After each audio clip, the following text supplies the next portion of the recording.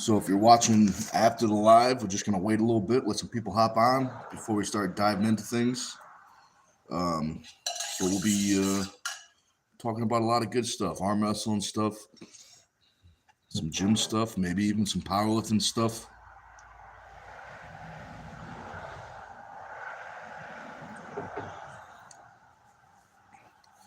So I'm gonna need a new phone eventually. I don't know if you watched yesterday, but I got a big crack through the screen.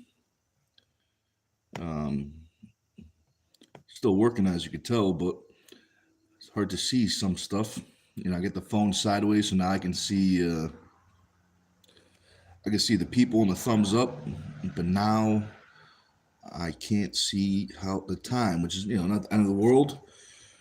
We still get the live going, but if you guys have any recommendations for phones, let me know.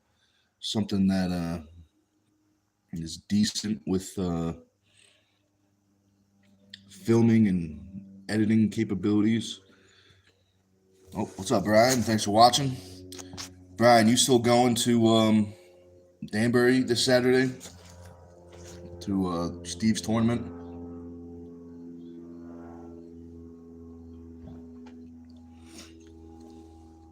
It's a tournament in Connecticut, if anyone's wondering. Danbury, it's run by Steve Fernandez. All right, should be a good one. Hopefully there's a good turnout for the ladies class too, so Sayla can get a good tournament in. But you can't beat the drive. It's only, at least for me, it's only 45 minutes. And that's like, compared to practices, that's about 1/4 of the drive. So pretty close. Yeah, if you guys are just watching, you haven't seen the other ones, we're gonna do. I've been doing lives before the lifts.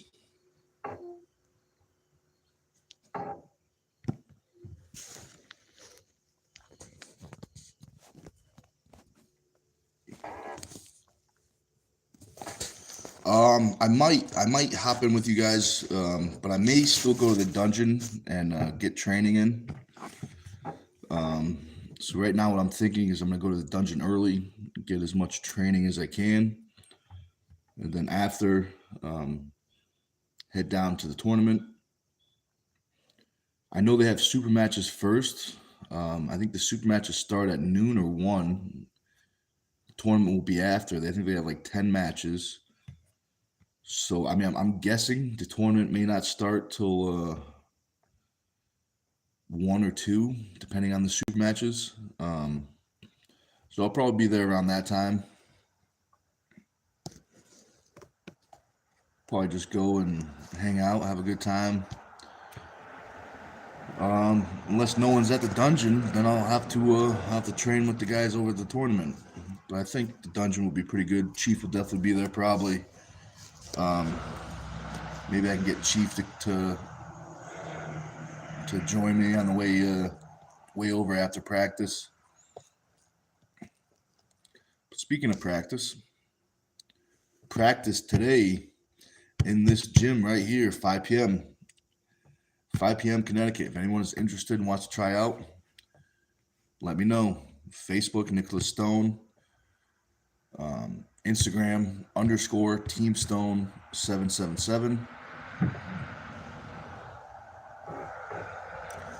I don't know what time weigh-ins are. I know they do early weigh-ins if you want to weigh in early the night before at Steve's Smoke Shop in New York, I think. But it's on the Facebook page. I think it's Tri-State. I think it's Tri-State. I think that's what it's called, the tournament. If you can't find that, look up Steve Fernandez, and his Facebook page will have the tournament with all the the Facebook information. But I'm just guessing right now. I would say weigh-ins are probably I would think 8 to 11, or depending on when they start. Some people start later. Some do 8 to 12. Over in Connecticut, we do 8 to 11. Super strict. 11:01 is a late fee. Yeah, Brian, check it out. Let me know. Because right now I'm thinking like it might not start till like 1 or 2 p.m. probably with the super matches before.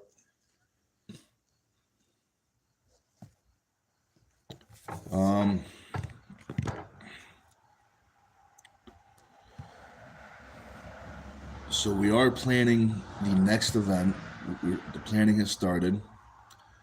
If you guys have any ideas for super matches, any athletes you really want to see on the card, let me know. I'll be getting some really good recommendations by a lot of you guys, so I definitely appreciate that.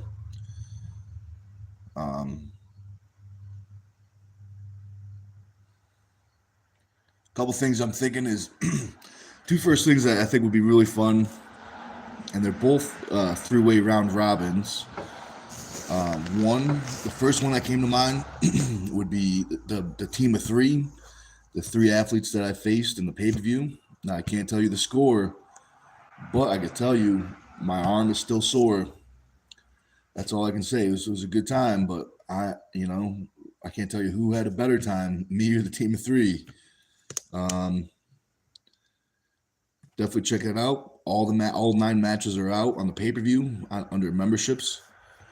And the other round robin that I have in mind is a battle of the cameramen. So we had 3 cameramen who are also arm wrestlers. So I thought it would be fun to have the cameraman have a three-way round robin, figure out who is the strongest cameraman. Caleb from the Natty Boys is one, Caleb from the Dungeon is the other, and Thomas Deedy is the third. I'm going to talk to those guys. I think it'd be fun. I mean, a little different weights, but they're all about pretty close. Close in weight, close in age. I think it'd be very fun. You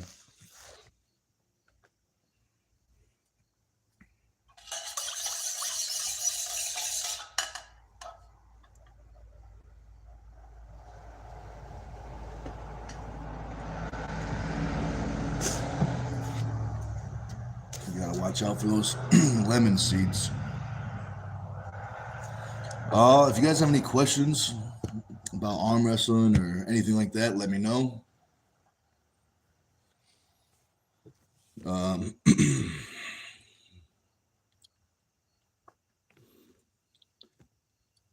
Right now, the next thing, I don't have anything planned right now, just a lot of maybes. Just a lot of maybes with matches.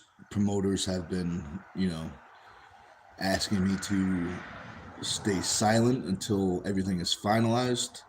So I can't really talk too much about matches that are maybes right now.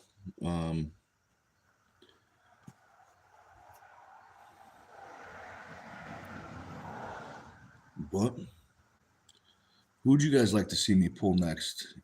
Let's see. Brian says weigh-ins. Oh, something stuck in my. There's a little arrow. I can't see the text for some reason. Weigh-ins are at 10:30 to 12. Tournament starts at 1:30 or later. Okay, cool.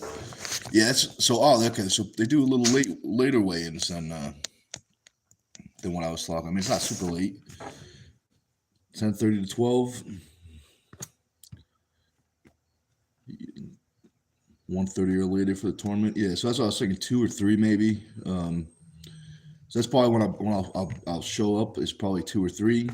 I'm supposed to bring risers, I think. I'm gonna bring some risers for the tournament. Last time I brought them, no one used them though, so I don't think people. I think a lot of people don't know what risers are or if they're allowed to use them. I think the rule is with the riser is your hip is over the table, you're too tall. If your hip is under, you can use it. If I'm not mistaken, I think that's the rule.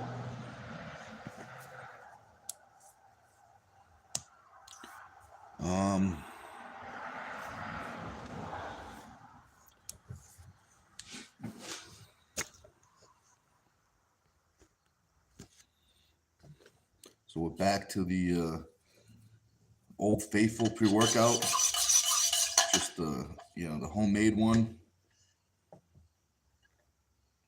Just gotta watch out for the lemon seeds.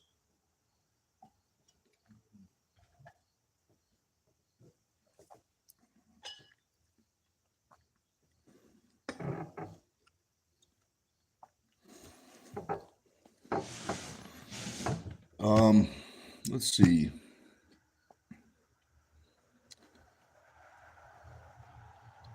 We're looking at locations for another tournament. The Steel Beach Gym worked great, so that is an option.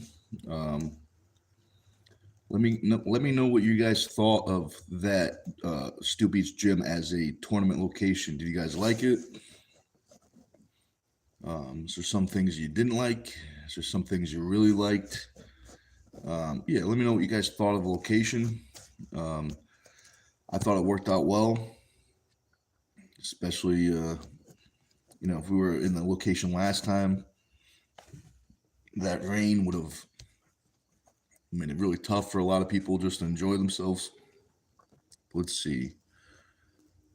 So Brian says, I'd like to see you pull a European arm wrestler some point soon to get a feel for how they pull. Yeah, definitely. That'd be great. I would definitely like to pull someone overseas.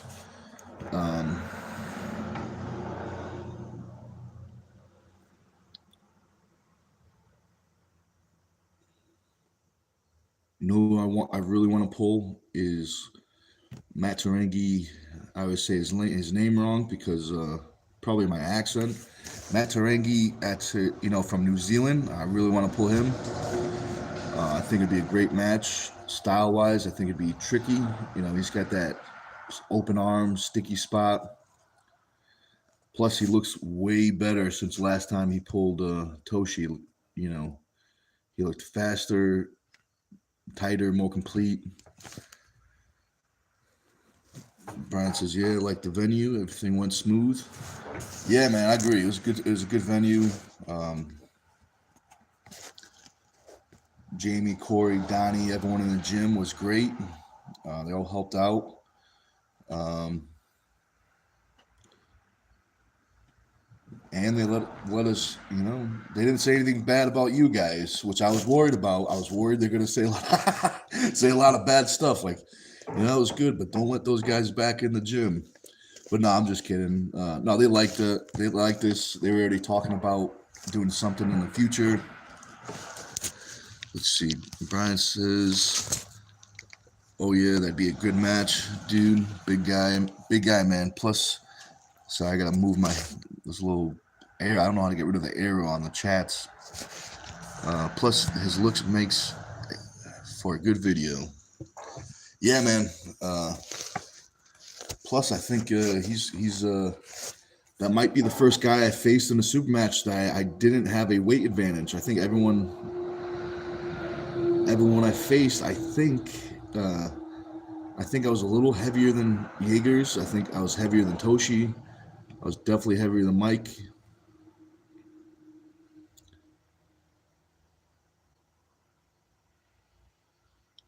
I was heavier than Mendogas. But yeah, I think that'd be cool.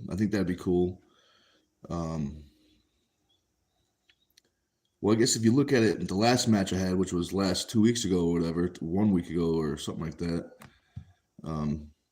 was the team of three: John, Damien, and Andrew. If you look at them as one person, I had the weight advantage. But if you put them together, they were almost what was it, like 780 or something. But that was interesting. That was also my first match that I would say I had a experience advantage. I had, me and Damien had about the same amount of years. I think Andrew had 3. John had a little under 3. I'm at 5. Damien's at 5. But I think that was the first match I had an experience advantage. And I do think that made a difference. And I could definitely feel the difference in terms of the setup and stuff like that.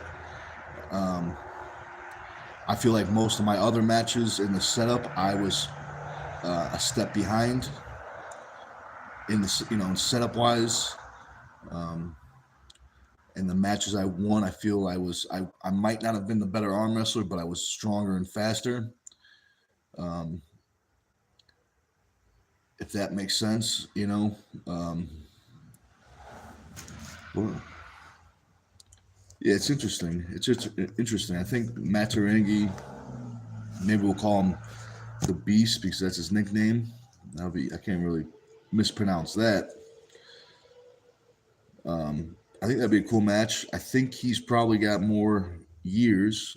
He's got more super matches, so that could be cool. Maybe I would have him on speed, but he's looking pretty quick for being 360 or 380 or whatever.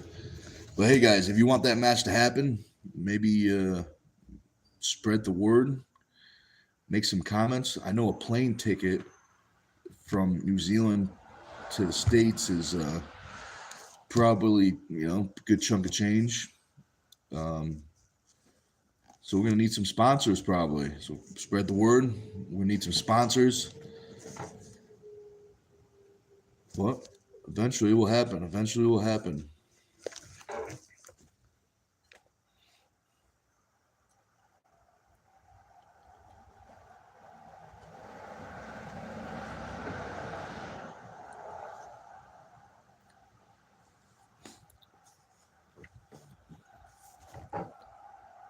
So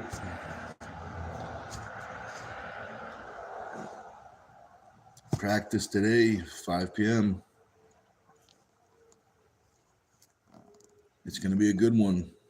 Except for everyone that's not doing the tournament this Saturdays. It's going to be hard training.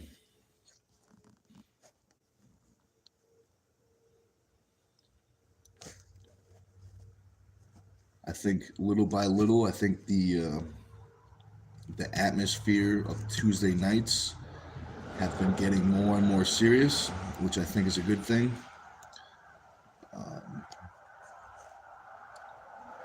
So I think there's definitely a lot of potential on the Tuesday team.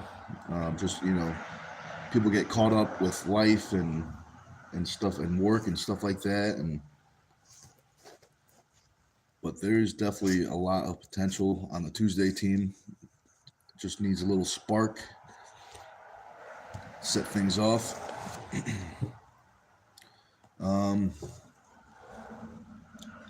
Let's see. So Paul Passmore and Dustin, I always say his last name wrong, Dustin Giliff, they won the overalls in the tournament.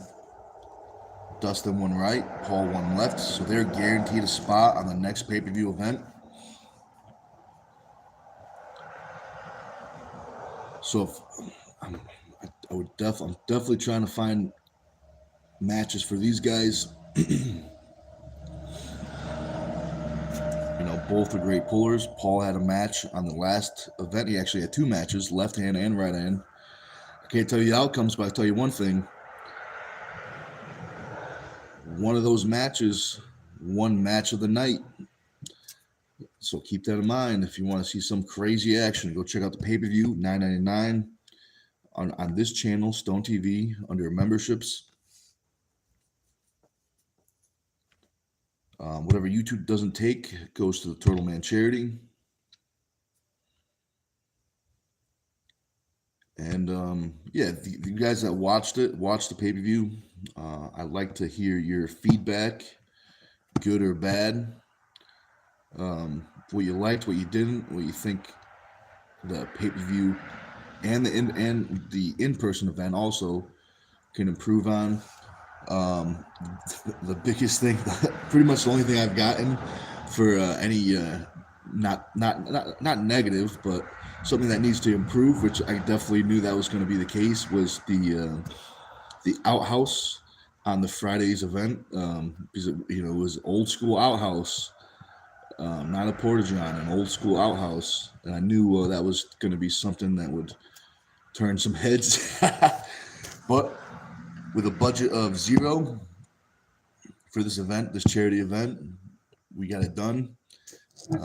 Next event, we plan to have some type of budget, so maybe we can even get like a little porta john or something.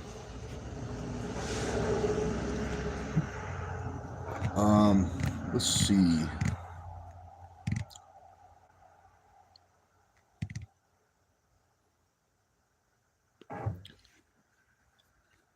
The tournament, I know there were some injuries, nothing super serious, like no broken arms or detached biceps.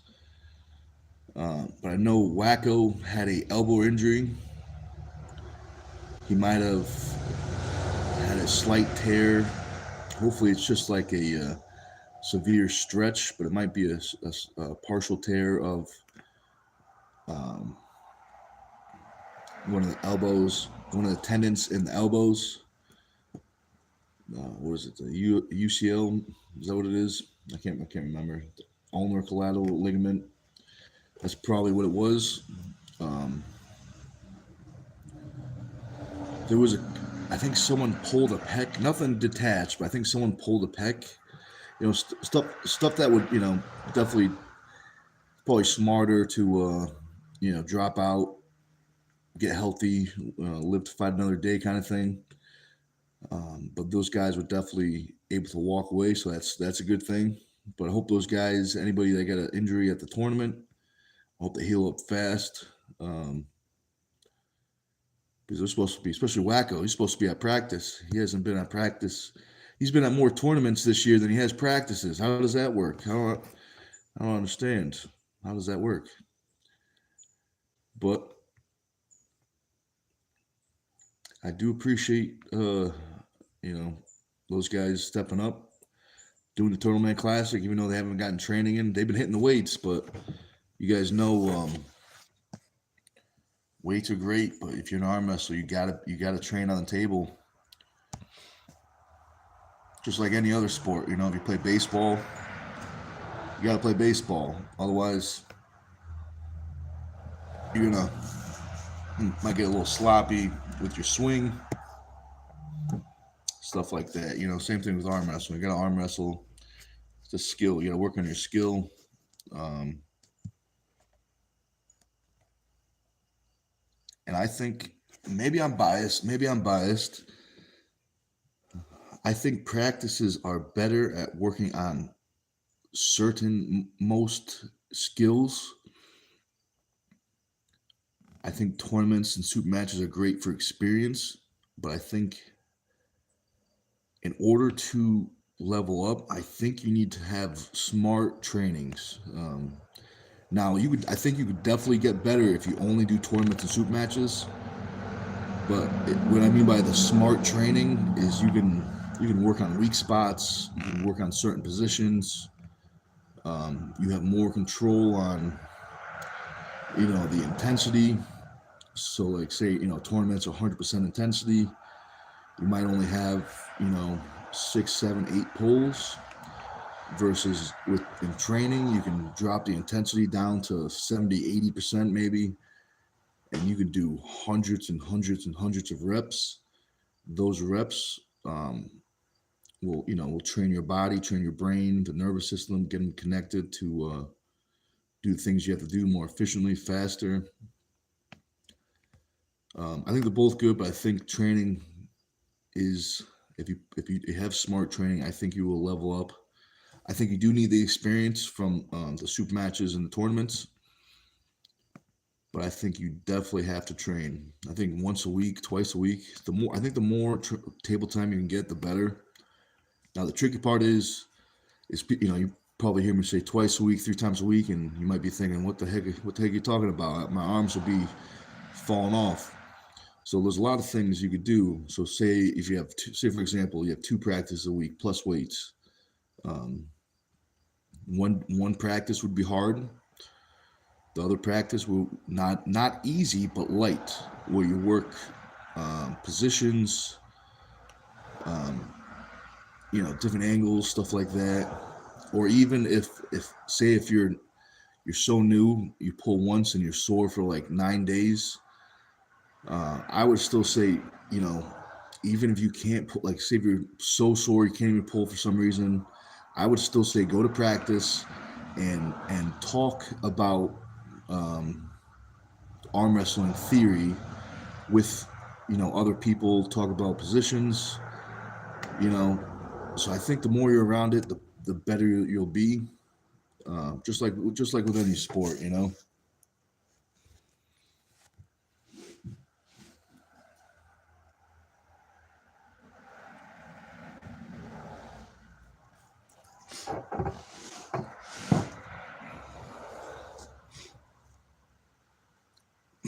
um, Gonna do a little recovery lift today. After this video, gonna be full body kind of thing, some arm wrestling stuff, but mostly full body. I'll probably do some legs and some abs. Probably a little lower back.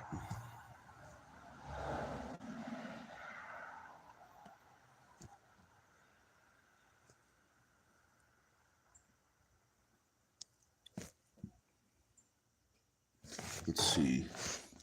Ryan says, I'm going to be working on my setup a lot for a while, specific training for best positions. Yeah, man, I think that'll definitely help.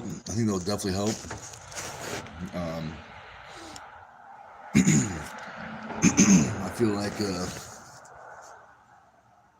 my style is also going through a little bit of, what's that right word? Like a metamorphosis.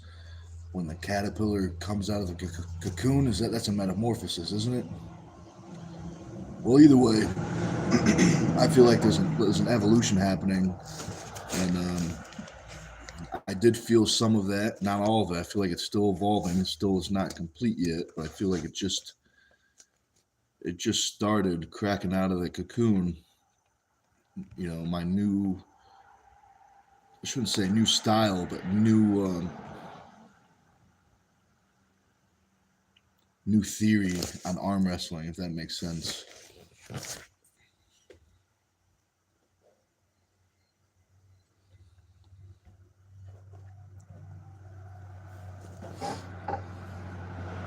New weapon.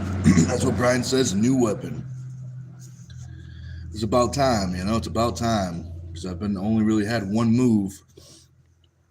decent move for about 5 years. And it either works or it don't, Either works real fast or it doesn't work real fast. So it's about time for a new weapon on the table, arm wrestling table. I think today, I checked the group chat. I think today's going to be a good practice. Good turnout. I mean, we got a small, I shouldn't say small team, but compared to, when I travel, the average people we usually have is 3 or 4 on Tuesday. Sometimes we'll get 9 or 10 depending on the turnout, but usually it's 3 or 4, versus like if I go to Mass or Pennsylvania, there's usually like 20 plus. So I think there's pros and cons to both. With working a lot of people, it's real easy to get work. But if you're working with few people, you can kind of keep what you're working on in the same spot, if that makes sense. When you have a lot of people, you start working on things, then you start jumping around, and you're working on this, working on this, working on this. Versus if you have a couple people, you just kind of focus on one, maybe 2 things, for longer, just because the people aren't changing so often.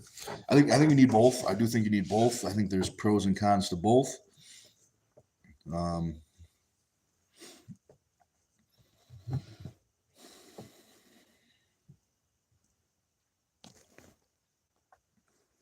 I got a question for you guys.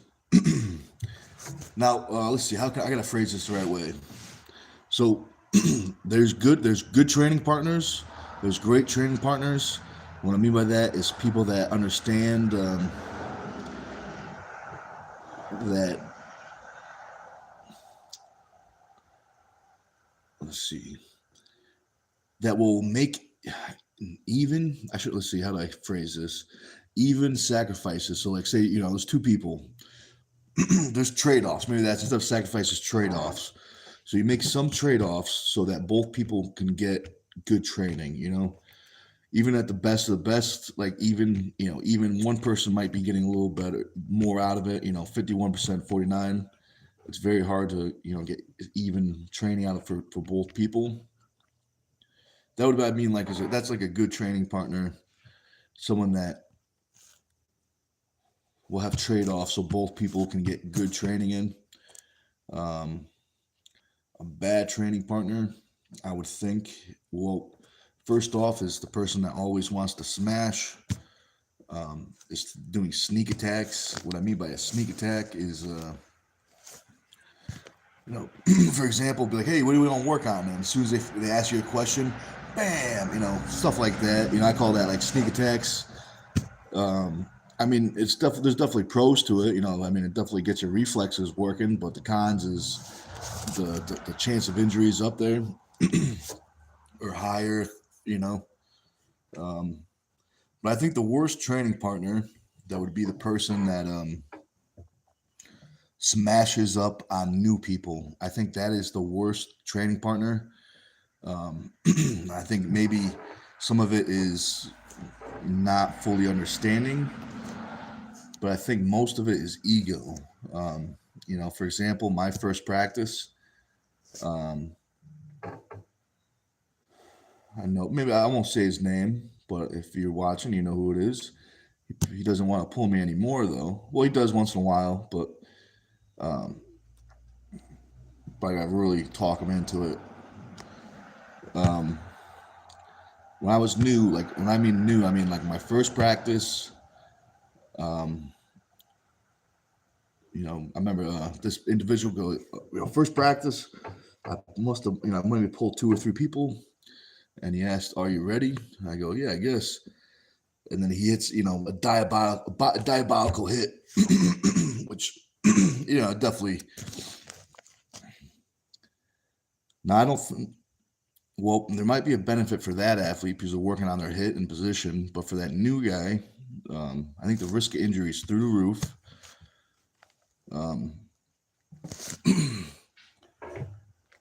I think the most important time is for the new guy is, the first couple months. I feel like that's when they learn a lot of their fundamentals, or they learn a lot of bad habits that are hard to break later on.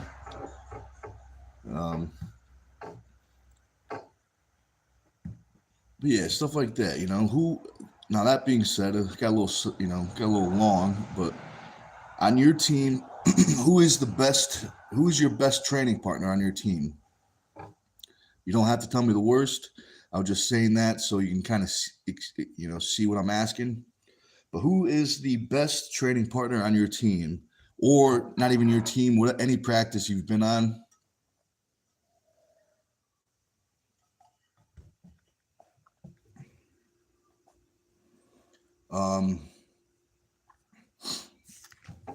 That's a tricky question. If I had to ask that to myself, that is a tricky question. I definitely know who the worst is, but I'm not going to say his name, because I don't think it would do anything good. But you might know who, and if you're the guy I'm talking about, you definitely know. But that's tricky. The best, I'm not to say there's definitely a few that definitely stand out.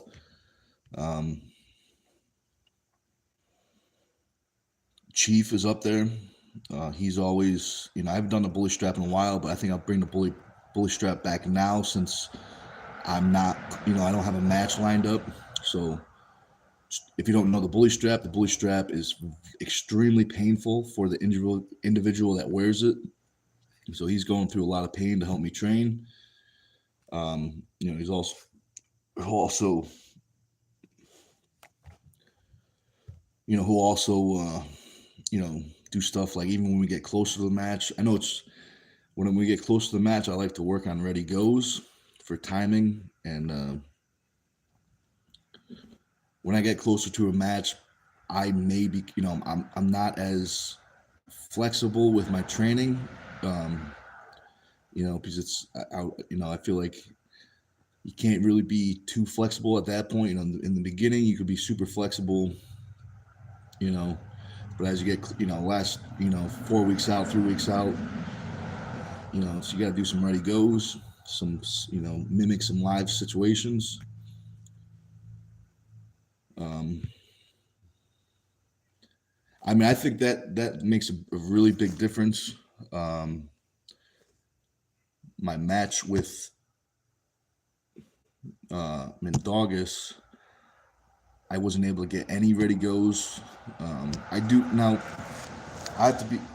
I'm not good with my words, so what I meant by like is I become a bad training partner is, with most of the team, like with the Connecticut guys, I'm much bigger. The average body weight is, even with me in the equation, it's probably 200 pounds, something like that.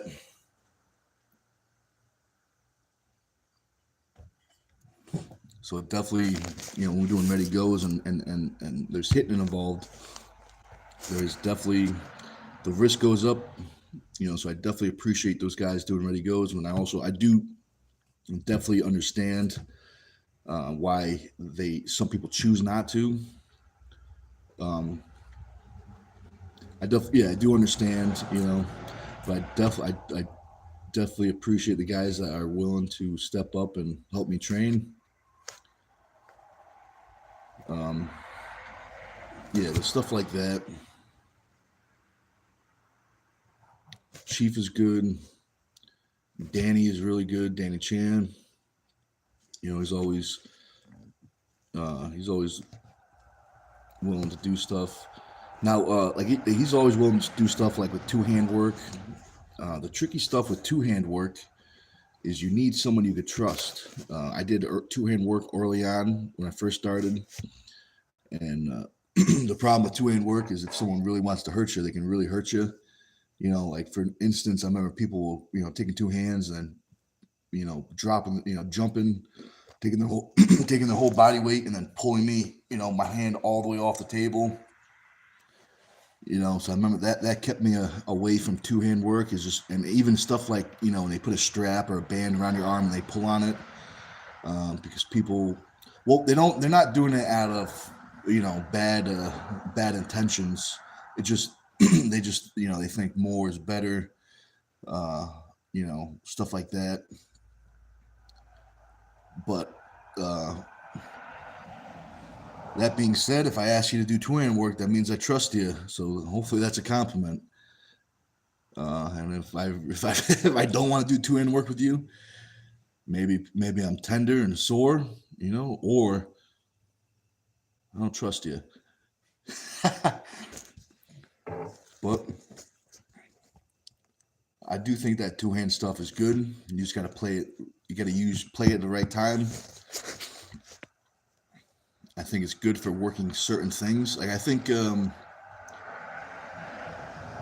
sure my my theory on the two-hand will change, but I think it's really good at attacking pronation. Well, where you put the second hand, you can either attack pronation, or you can attack flexion, wrist flexion. You could definitely go backwards or sideways, but in terms of hand position, those are the two biggest things you could attack, depending on where you put your hand. Like say this is your arm wrestling hand. I have an opponent. I can go this way, attack their flexion, or I can go this way and attack their pronation.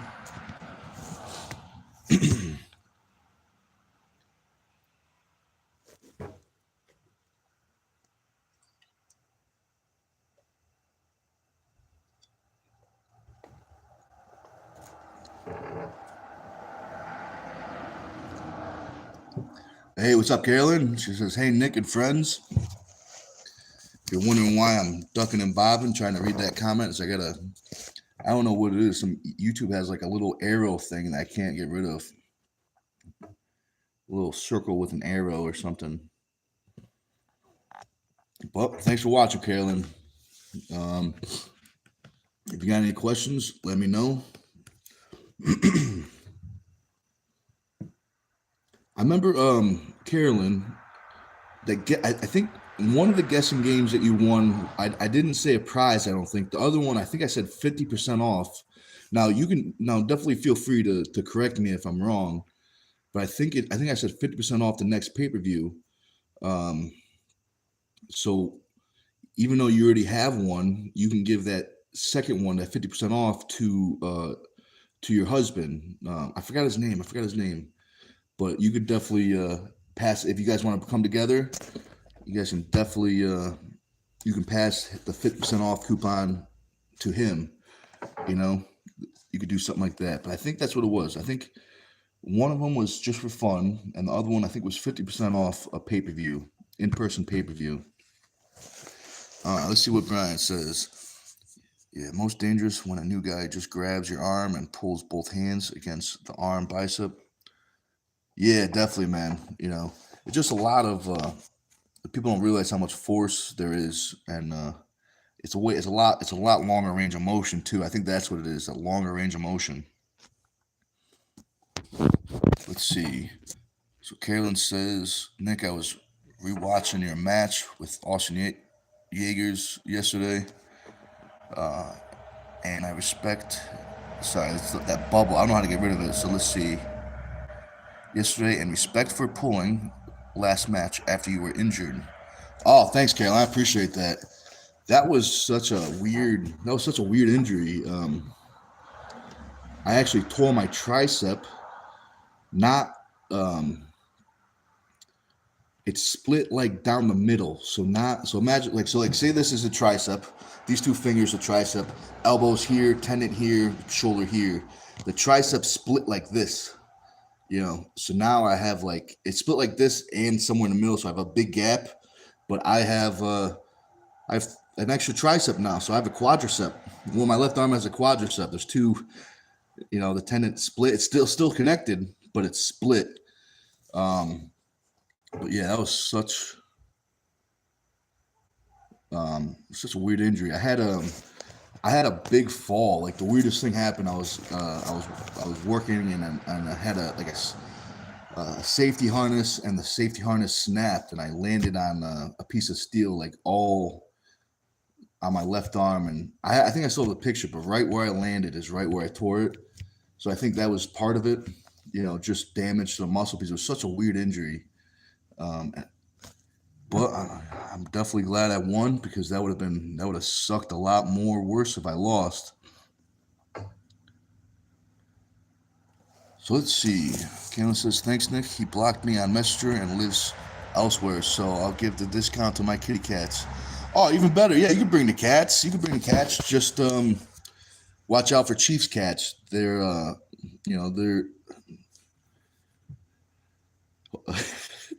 hopefully your cats are fixed, because Chiefs cats are crazy. They, as soon as they see a new cat, they either try to beat them up or marry them. But let's see. Carolyn says, "Damn, Nick, more power, quadricep." Yeah, but it feels good. I mean, except for if I was benching a lot, that would probably give me a real hard time. Because my extension is my full range extension is not as strong as it was, but with that injury, I can get my elbow flexion. I can get my elbow tighter for some reason. Also, my left arm is like from that missing muscle is like an inch smaller. I think my bicep might be bigger, but with that missing muscle, it's like an inch smaller.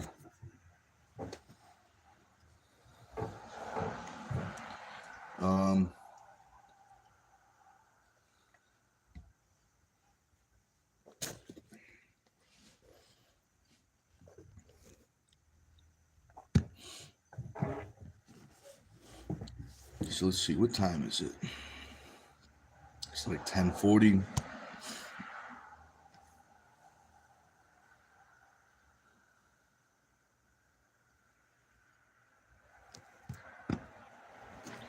So let's go back to the good training partners. So I only listed two. There's definitely more than two.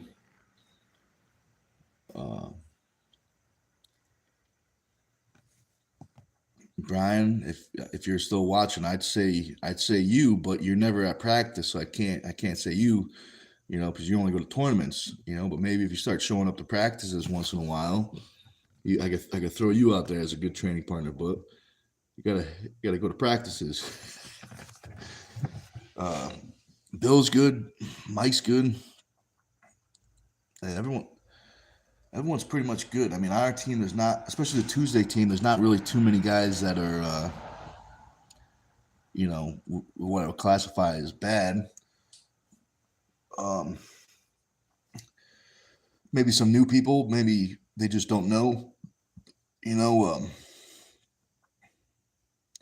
But yeah, everyone, that's a natural, I think that's a natural learning process. So when I first started, I would just slam into people, just, uh, to the point where, I was probably a bad training partner because I was just slamming, just trying to pin. And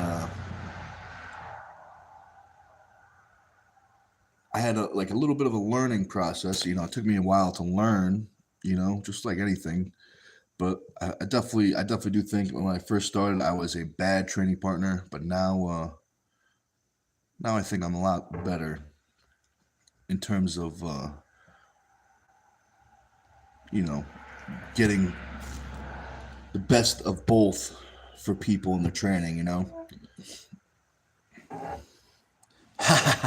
Brian says I was good till I wasn't. Yeah, man, that's what happens. You disappear for like 7 years, and then you show up. It's like we see a ghost. So let's see. Let's see what Carolyn says. Whoop, I'm a little behind. Interesting. So glad you're considering a big match. I was looking on YouTube, only found your Jaeger's match. So glad you're putting out more content and the super heavyweight all above you in Ayers ranking you can take. Yeah, I would definitely. I haven't looked at the Ayers ranking, but I remember. I think Storm said Michael Todd is one spot ahead of me. Um, so I would. I mean, if Michael Todd will pull lefty, I'd definitely pull him. I'd pull him righty too, but I don't. I think lefty would be a lot more interesting. But fun fact: the first arm wrestling match I ever saw, real match, minus the Game of Arms. I watched that, but I thought that was all, you know, I thought it was all fake, like reality TV. Was Michael Todd versus Neil Pickup. That was the first match I ever saw where Todd ended up breaking his arm, and I think he still won. So let's see. Kalen says, "Love your super match dungeon series." Let's see. Sorry, that button's right there. Your team were so in sync with each other. You ran it so well. Oh, thank you very much, Kalen. Thank you very much. I appreciate that. Um, yeah, the team did great. The team did great. Especially because we didn't pay anybody. Everyone was there volunteering for the charity. So they did great. Mike on the mic and the music. He was the music man. Steve was the other guy. Steve Fernandez was the other guy on the mic. The cameraman, Caleb. We call him Tall Caleb. Day of. Because the day of, I didn't even realize we had two Calebs. So I was telling we had both Caleb's doing interviews. They split the interviews in half. Caleb, I realized one of the athletes goes, "Go see Caleb," and he said, "Which one?" And I said, "Go see Tall Caleb and Natty Boy Caleb." Tall Caleb is on our team, and the other cameraman is Thomas Deedy. Thomas Deedy has done a great job. He is their main editor for the matches. He did a great job. Um, I think he did. I think he did a great job, and he was very quick. Um, some nights he was up till like 2 or 3 in the morning editing these videos, editing the next video to get a head start. Plus, he has his regular life. He's going to school and stuff like that. So, definitely, I think he did a great job. Our referees, Ray Romanowski and Steve Redler, I think they did a great job.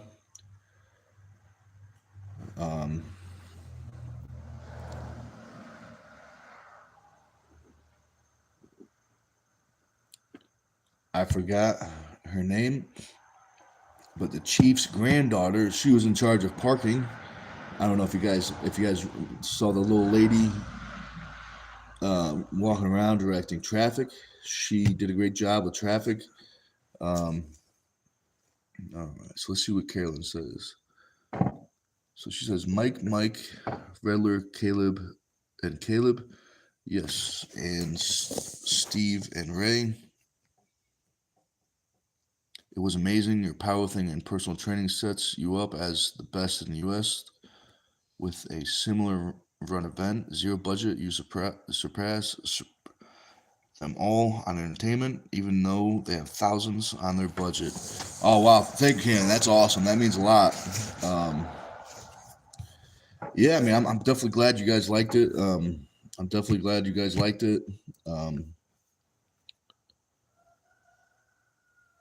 I was worried that, with the budget of zero, that it was going to be, you know, super low quality. But I think we did a great job. I mean, now we definitely don't have like those, satellite trucks coming in, do those crazy lives. But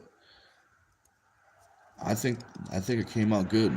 You know, even like the interviews came out good, and then like the backgrounds were cool. Um, the dungeon, we get to show a little bit of the dungeon. Um,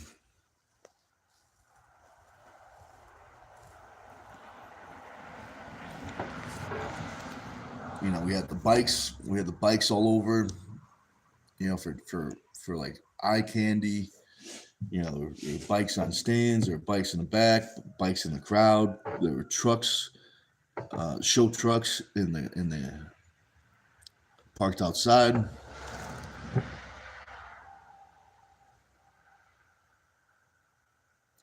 So let's see. It's true, Nick. You brought it. We have scaled the fun factor in the Northeast.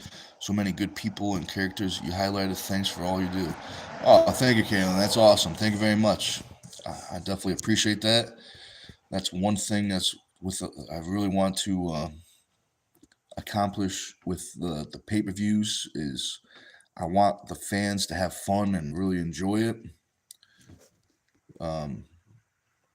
I think the rules will definitely help doing that. You know what I mean? Like even like eventually I want to eventually get to lives.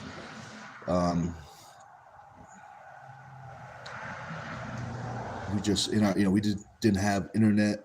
Well, we could have done the live, but the quality would have been so low that I don't think it would have been even watchable. Because if the dungeon is like in the middle of the woods, people were like 4 or 5 athletes were driving down the driveway to the dungeon, and they stopped and they're like, "Are we at the right spot? Should we turn around? Are we gonna get shot?" I had like 3 or 4, 4 or 5, maybe 6 athletes say, "Man, I was worried to drive down the driveway. I was worried if someone would start shooting at me." But don't worry, Chief took his medicine. He remembers, so he won't start shooting anybody.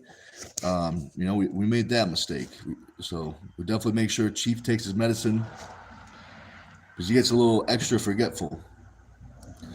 So let's see. Carolyn says, "Okay, so glad to catch you all. Have a great day. I got to head to work." All right, see you later, Carolyn. I appreciate that. Have a good day at work. I probably won't be on too much longer, anyways. Let's see, what time is it? 10:49. I got that crack in my phone. I think it says 54 minutes, I think. So we've been on, if that's correct, if that's what it says, I can see the seconds, but I think the minutes is 54, I think. If that's correct, that's a good amount of time. We'll probably, hop off in 5 or 10 minutes. So if you guys have any final questions, let me know.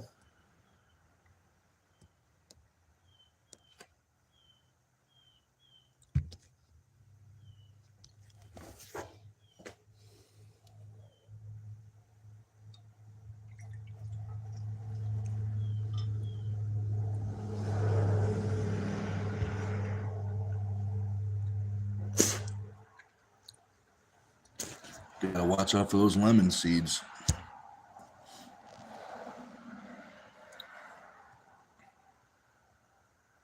What do you guys think about the elbow pad size?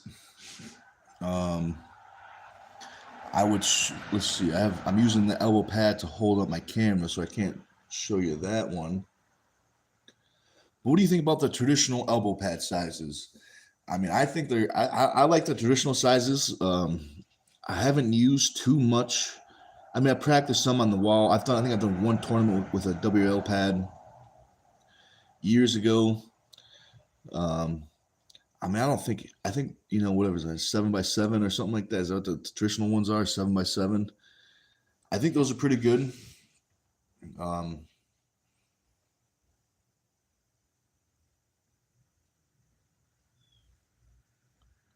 I mean, I think if they're made bigger, whatever they do, it's got to be even on all sides. You know, I think if you make it longer on the back, you got to make it longer in the front. And also, I think if you make it longer in the front and back, I think you got to make it even. Um, Make it even front and back. What about elbow pads? Like, do you guys like a squishy elbow pad or do you like a stiff elbow pad? Personally, I like a stiff elbow pad. Even as an athlete, a stiff elbow pad. As a referee, stiff elbow pad. Sometimes it gets tricky with the squishy elbow pads. If you squish it the right way, you can squish the pad down and then come off the side, but you're still on the pad, but it's squished off. So that's tricky, stuff like that's why I like these stiffer pads.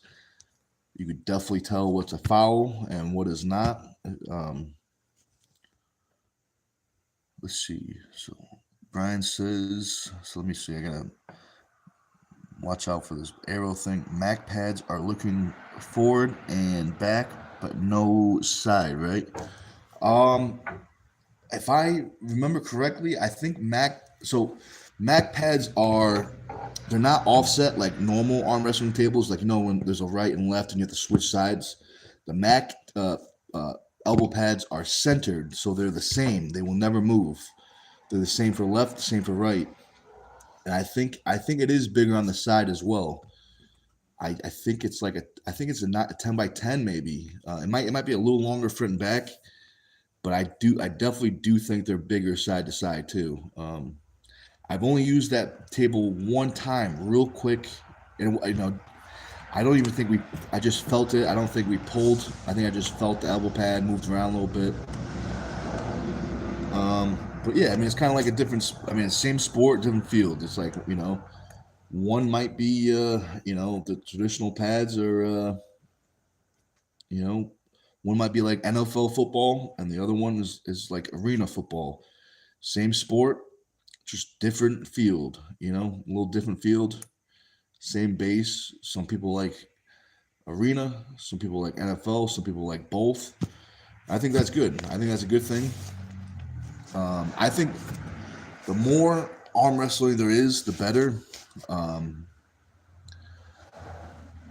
think if there's only one promotion, I think they can.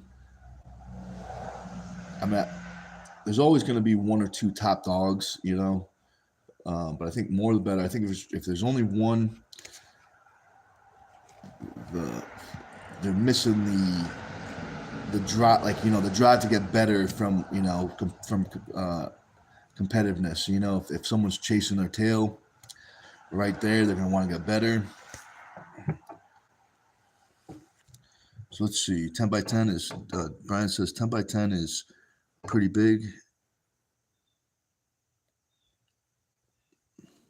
I think that's meant to say damn near, but he's right. Damien near freedom territory. Yeah, definitely. It's definitely Damien near. But I know what you mean. I know what you mean, Brian. I mean, it's different.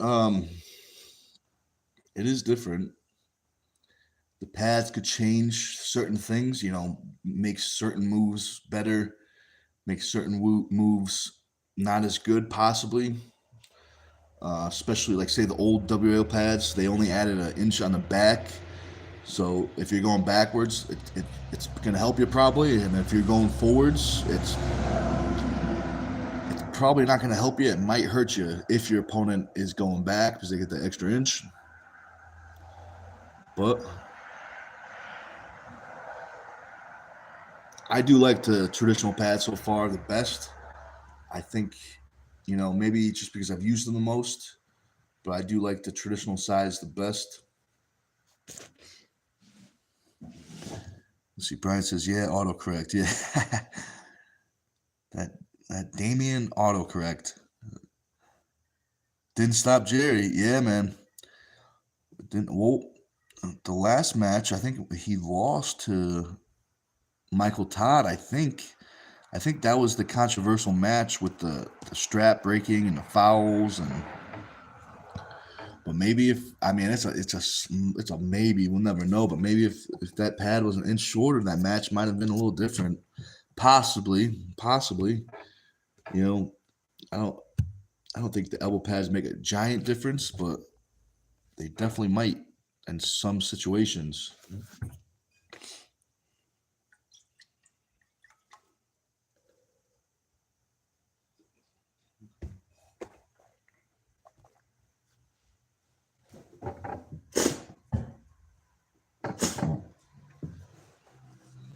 Bunch of lemon seeds.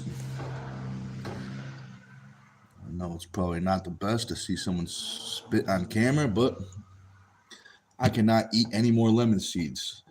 I've eaten about 400 pounds last year, and this year decided no more lemon seeds. It's good fiber though. Good fiber. Don't eat too much.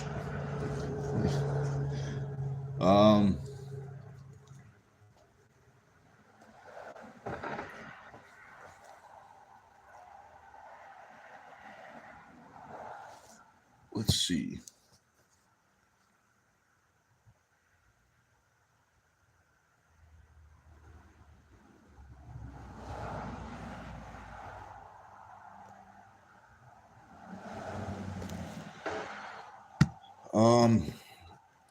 I'll be around early, so practice is at 5, but I'll be around. I'll be back. I'll be free. I think my last client is from 3 to 4. So if anyone's listening, if you want to start practice a little early, you can definitely swing by early. Just shoot me a text or message on Facebook. Let me know because I got to put the attack dog away. You definitely don't want to be pulling down the driveway with Big Frank. He's on a diet too, so he's pissed. He's very pissed. So definitely shoot me his text. I'll make sure to put the attack dog away. Because like I said, he's on a diet and he is not happy. In fact, he's furious. He's furious.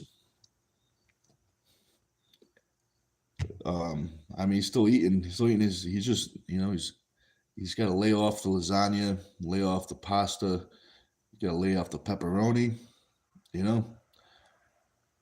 just regular dog food for a little bit. And he's not happy. But it's for his own good. It's for his own good.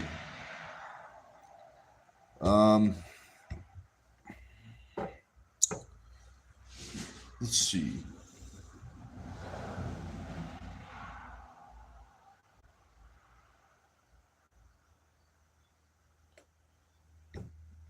All right, guys. I'm probably gonna see. I think that says 104. I'm probably gonna hop off pretty soon. So, any of you guys have any final questions? Let me know.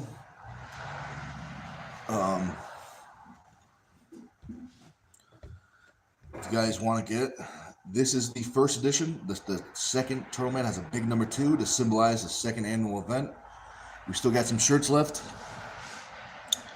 which I was surprised, but I think a lot of people thought they were the same shirts as last year.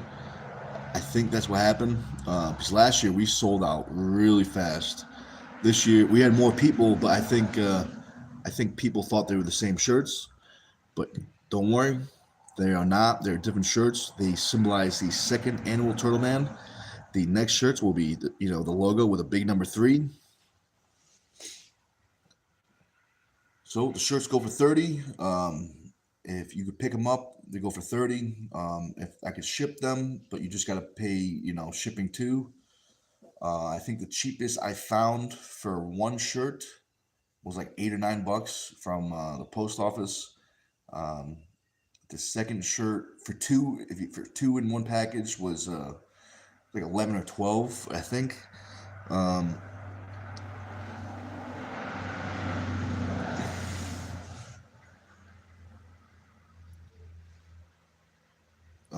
Yeah, we also got some, let's see, where are they? We got some Team Stone shirts for sale. Go for 30 as well.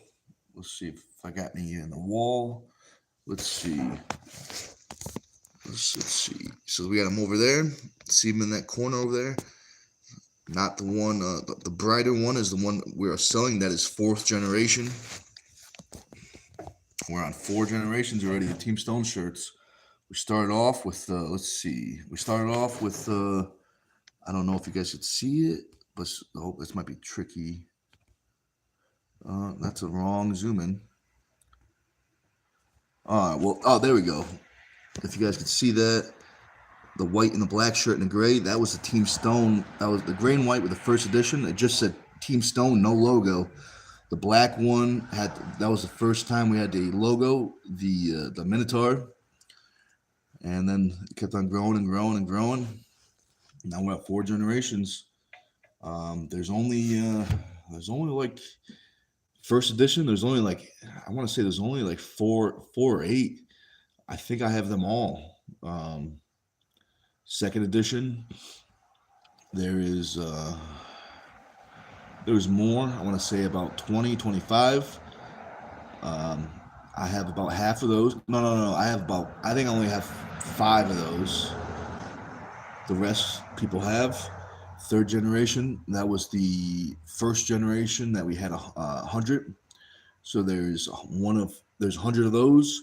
Same thing with the 4th. We have about, I want to say there's about 30 shirts left. When I sell those 30 shirts, we will order the 5th generation. And I think I do want to try some different colors next time. Yeah, let me know. Let me know what colors you guys would like. Well, I don't know. I can't remember if I can hold this on. If I show you, this is the Team Stone strap. There we go. Team Stone strap's got a nice buckle.